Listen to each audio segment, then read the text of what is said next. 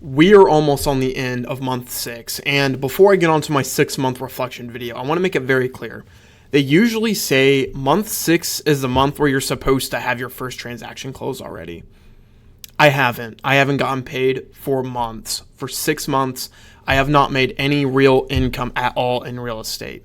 But I can't help but sense that there is a bubble that is about to burst when it comes to my client pipeline, and on top of that, actually being proactive and them taking that next step. If I wanted to summarize the last 2 months overall, especially this month in particular, it's hesitancy. I need to find a way to reduce hesitancy with my clients in real estate. A lot of my buyers are flaking in the sense of they're like, I don't know if I want to look right now. Market's too high, got work, blah, blah, like this stuff of like reasons not to move the next step. I need to make it very clear that I need to find a way and build the skills necessary to create a sense of urgency so that we can get to the next step, so that they can get pre-approved, so that they can find the home that they truly want, and they can also stop putting this on the side and really do the thing that they want to do, which is move into a home in 2026. Any objection you can think of, I've heard of it before.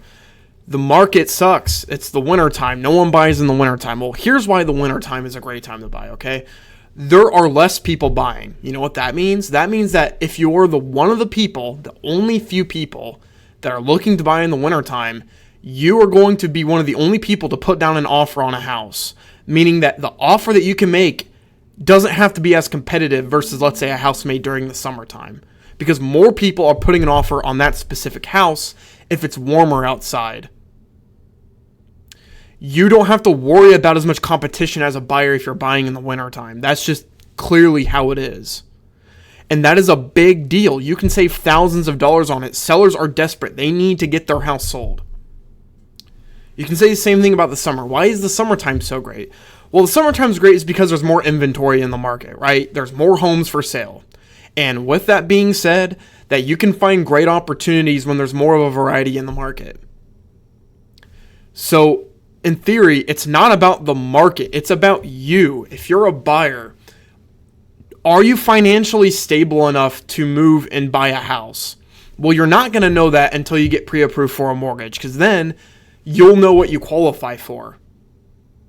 Thankfully enough, the people that work with me, they can get a pre-qualification within a couple days. I work with one of the best lenders in Indiana, the best lending team, the best mortgage team in the state. And they have done a tremendous job. When they get that pre-approval letter, it's sort of like a soft start to the beginning of their closing. It's sort of a miniature win. They finally know what they qualify for, that they can afford it with this job that they have. And that really removes a lot of the unknowns. Now, with the hesitancy, there's also a lot of skill sets on my end that I need to work on. And a part of that is overcoming those objections, being more clear with the instructions I give to my buyers. Like, here's what you need to do.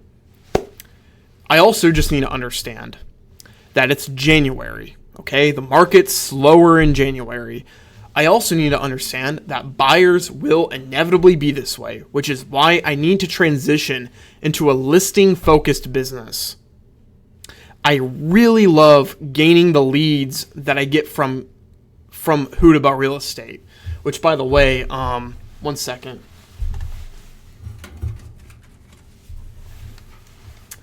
My business cards came through. It's got you can't really see it. Damn it. You can't really see that at all, can you? Yeah, Hoot About Real Estate. And then here's my card. I'm going to block my phone number and email. But there you go. There you go. Cool. Got new business cards. I want to thank Kevin for that. That was very nice. But I need to transition into a listing-based business. I think that's very clear. If I want to build any sort of real good success in real estate that doesn't involve a lot of my time, of wasted time, I need to focus on selling rather than helping people buy. So how do we do that? Well, for sell by owners, okay? So I just got a new CRM, a new database called Brivity. It's from Hoot About Real Estate. I use it all the time. It's a really good CRM platform, and it's how I've been tracking for sell by owners. I used to track for sale by owners on Zillow, but now this software lets me track FSBOs in real time. And with for sale by owners, they're all very similar. Okay, like with FSBOs, they think that they can sell the home themselves. They think that if they don't work with a realtor that they will save money because they don't have to pay fees. There is a multitude of reasons why that is not true, and there's a multitude of reasons why you should. It's like saying you need to get your teeth checked or you need to get your health checked, but you're not going to go to a doctor because you want to save money on doctor fees. Well, guess what? You're not a doctor, right? Like, how are you going to know this stuff? You see what I mean? Like, it just doesn't make any sense. So with for sale by owners, I'm working on scripts every morning with Kevin, and I was able to make 10 calls yesterday. And one of those resulted in a for sale by owner preview. The for sale by owner mentioned to me that they were already working with an agent and they didn't know their name until they had to look it up, which always icks me.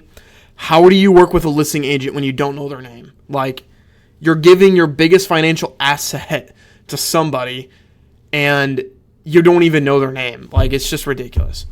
I think it was a referral, but still, like, you need to know who these people are. It's ridiculous. But that happens. For sale by owners, it's hard to convert them, okay? Like, they're easy to find, and they'll always pick up their phone because they think that you're a buyer, but they're hard to convert. But it's not impossible because I've already done it before. What are some other ways I can gain listings? Referrals from my sphere. I talked about a crazy story in my last video on why that's important, and it's following up with your sphere of influence is crucial, okay? There's not many people my age that are selling a house, but they will get to that point where they need to sell, or maybe the fact that they need to buy. But like I mentioned before, we want to focus on listings. Sphere of influence is great. Referrals, wonderful. Social media is great. I think right now for sale by owner and the expireds and the pre-foreclosures, but especially the FSBOs, it's the way moving forward when it comes to listings right now. And that's only going to be worthwhile if I build the skills necessary, which I am doing that right now.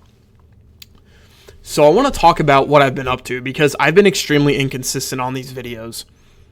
So just for background purposes, I moved into a new office. I work on a team now with my partner, Kevin Hudaba, and him and I are doing great. I have 8 clients total, 7 buyers, 1 seller.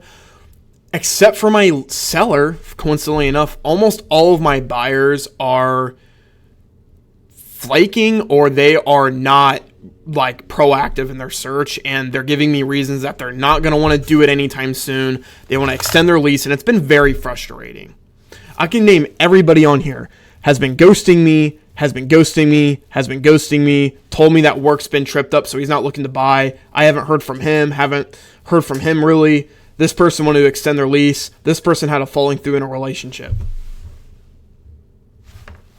It's just insane. Like, I get life and stuff like that happens, but look, them being hesitant like this, I think mostly has to do with my skills. It's on me. Not saying that I'm the most important piece here, because I know life does happen and buyers can be hesitant. But it's my responsibility as a real estate professional to guide them through step by step and make it clear for them. What happens when people are hesitant? Why are they hesitant for the most time? Because they don't know what's next. And when you're talking about a big financial investment like somebody's house, what do you expect is going to happen? Like, they're going to be like, nah, I'm just going to do this from now on. Like, I'm just going to extend my lease. It's just easier. We need to make it easy for them to understand that, hey, these are the next steps and that this is possible. Sometimes I really think is what I'm about to start doing is to just get them the extra push of like, hey, I can't help you with this if I can't hear back from you. Here's exactly what we want to do, X, Y, Z. And if we can get that on the first time I meet them, then that's ideal because then that builds momentum. And when I talked with Kevin, momentum is one of the biggest aspects in real estate. In all honesty, momentum is a big aspect in business. I've built momentum making social media videos, and then I lost that, and then I didn't gain a lot of followers after that. I built momentum with Zillow leads. I haven't gotten those recently. Momentum is a big piece of this entire process. And right now during the wintertime, it's just momentum is more tough to get through. It's going to be a tough couple months. I'll be lucky to close one transaction in the next couple months. I'm just being honest. Like, it just feels like that I'm just not going to get paid for a year. But I know that's not true. I think this is going to be a wonderful year. And as a matter of fact, I think that I am on the verge of a bubble bursting. I think that I am on a verge of a lot of my clients going through quickly and just all of a sudden, boom, boom, boom, boom, deals getting done. I just get that feeling that that's going to happen. I'm just imagining myself months down the road. I am going to make a lot of money within the next year, and it's because I'm working with wonderful people in my personal sphere, in my life, in my work. And the more I'm surrounding myself with great people, the more I become like them. And what do great people do? They have high performing results. They perform at a high level. They're great at what they do, and they teach well. And if I listen and I keep following through, then I'll be fine. Today was a terrible day. I didn't make my calls as much as I would have, and I'll get more done tomorrow. Sometimes you're just going to have those days. Better day tomorrow. The office has been great. I've loved being here. I really am so glad I get to have my own space. It's wonderful. I'll see you guys on the next video. We're going to have a 6-month reflection probably tomorrow, and I'm going to reflect on month 6 because I haven't made many videos then. Let's try to make month 7 more consistent with the uploads, right? I'll see you guys on next video.